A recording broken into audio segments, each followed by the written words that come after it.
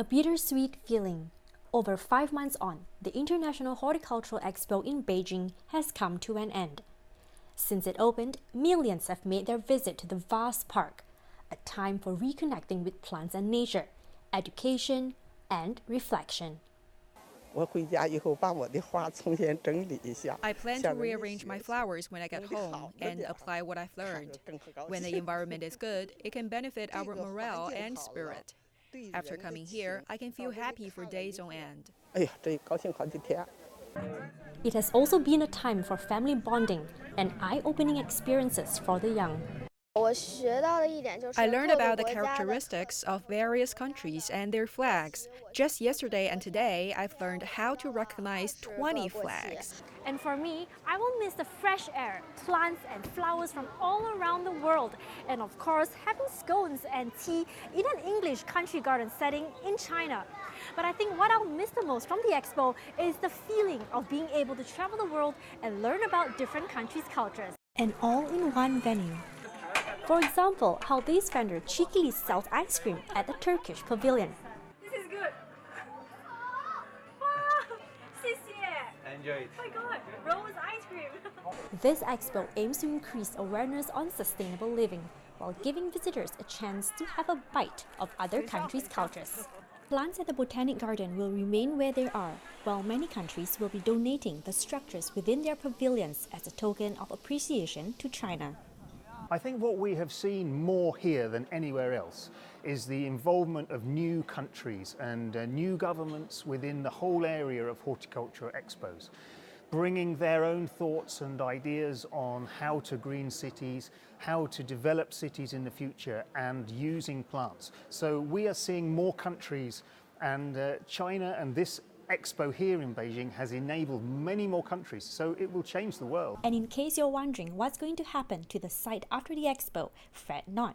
Officials say it will be put to full use after the closing ceremony on the 9th of October. The expo site, which houses thousands of plants, will become a base for education on ecological civilization, as well as a leisure tourism destination for people from the country and abroad. As of now, dozens of domestic and foreign horticulture-oriented enterprises have settled nearby. Horticultural experts say the expo has achieved what it has set out to achieve. And if smiles and laughter are anything to go by, it would seem the crowds are giving the thumbs up too. Pharmaceutical companies use the first China International Import Expo as a platform to launch their innovative drugs in China. One of the top companies, Novartis, last year showcased the drug Entresto to help treat chronic heart failure. And now it's already benefiting 1 million patients. And perhaps just as importantly, the annual expo provides an opportunity for participants to interact with key stakeholders concerning the promotion of new treatments and industry regulations, including doctors and including government regulatory authorities. This platform provides a one-stop shop opportunity. Novartis is showcasing several new drugs this year, as well as innovations in digital platforms. Its $1 billion complex in Shanghai is the company's third largest research and development center. This facility is emblematic of the company's long-term ambition in the Chinese pharmaceutical market. In the next 2-3 years, the healthcare industry in China and the medicine industry in China is going to undergo very, very significant transformation, driven by the government's initiative to provide high-quality generics to the patients, as well as encouraging innovative treatment. Also aiming to promote new medical treatments in China is Swedish company Elekta. Its focus is on radiotherapy for cancer. The company says radiotherapy remains underutilized in China.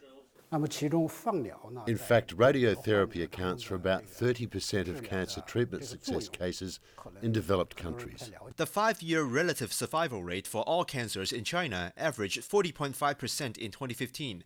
That's while America had already reached 69% by 2014. Elekta said its radiotherapy equipment on display at the Import Expo could help save lives in China.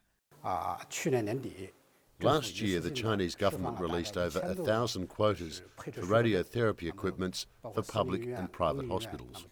Their new equipment made its Asia debut at last year's expo. It's now undergoing clinical trials in China as the company gears up for commercial sales. At last year's expo, we reached agreements with several dozen business partners. China has streamlined and accelerated regulatory approvals for new medical products and services in recent years. That's helped international medical firms synergize the timeline for new product launches in China and around the world.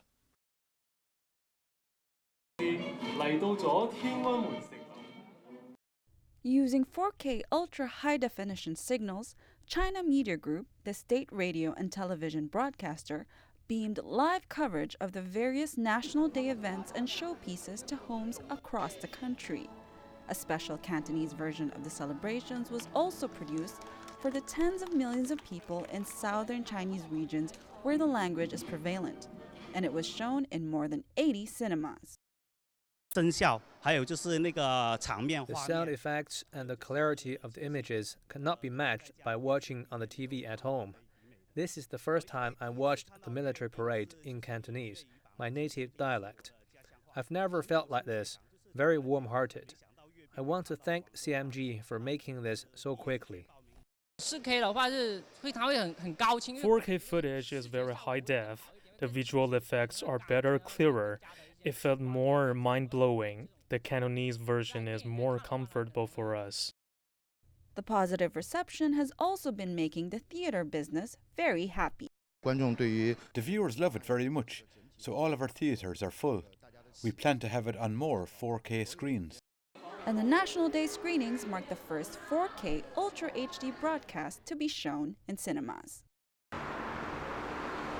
Uber has enjoyed tremendous growth since its launch 10 years ago, from its core rideshare business to Uber Eats, an online food ordering and delivery platform. But the company is not without problems. Shares in Uber have plummeted 35% since the company's initial public offering in May. In the second quarter, Uber posted a $5.2 billion loss. Against a chronic backdrop of red ink, Uber expanded its larger business strategy into Uber Freight 2 years ago. It helps truck drivers connect with shipping companies. And now it's launched Uber Works, connecting workers with employers looking for temporary staff. It will allow cleaners, restaurant staff and warehouse workers to compare pay and sign up for shifts. Everyone thinks that they can drive, a car, but can they drive a forklift? Peter Norlander is an assistant professor at the Loyola University Chicago Quinlan School of Business. The variety and the number of challenges they're going to face when they send workers out into kitchens and warehouses and all types of other settings that they don't really have much institutional knowledge about, I think it's a very risky proposition for the company, for workers also, and for any firm that goes into business with them. Uber Works will now compete in the growing so-called gig economy, a labour market characterised by non-traditional, independent, short-term working relationships. A recent survey by Gallup estimates that 36% of US workers participate in the gig economy through either their primary or secondary jobs. A number of similar rival apps already exist. One of them is Chicago startup Nibu, which aims to simplify how people find and pay for household services. Uber offering Uber Works, it does legitimize what we are doing with Nibu. Jessica Kropp is a co-founder of the company. She sees huge growth in the gig economy sector. So we always say we're the future of work. It's definitely here to stay. Of course, with anything, things may change a bit, but I definitely think it's a permanent thing that will grow still on the same rapid level, if not faster. The launch of Uber Works comes as several parts of the world tighten regulation around temporary work. California passed legislation in September designed to pave the way for gig workers to become employees and gain additional rights and benefits, a move Uber continues to fight.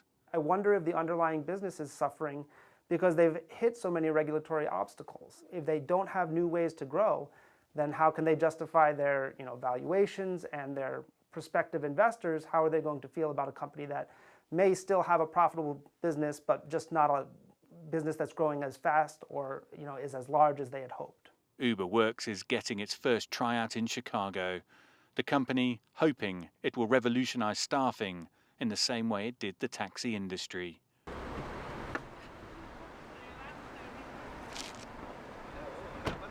Eso y arranca.